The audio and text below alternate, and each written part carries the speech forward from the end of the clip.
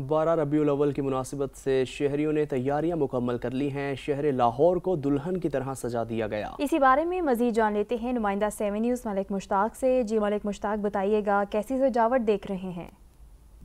जी बिल्कुल, 12 रबीउल अव्वल यहाँ मुकम्मल कर ली गई हैं और जश्न ईद मिलादुन नबी को मनाने के लिए आशिकान रसूल की बड़ी तादाद जो है वो बाहर निकल आई है।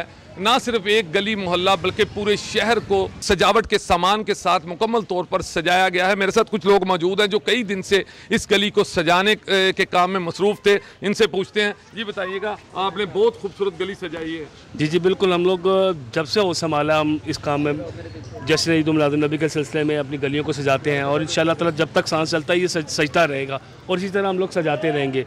बहुत सारे बच्चे हैं हमारे साथ, भाई हैं छोटे, वो बहुत काविशों और बड़ी मेहनतों के साथ इसको सजाते हैं और काफ़ी दिनों तक इस सिलसिले को जारी रखा जाता है। वो जो 12 रबीउल अव्वल की रात तक सिलसिला जारी रहेगा। इसमें लंगर भी होगा, सिलसिला नात ख्वानी भी होगी और हम लोग कोशिश करेंगे कि जब तक हम में हिम्मत है हम इस सिलसिले को जारी और सारी रखें।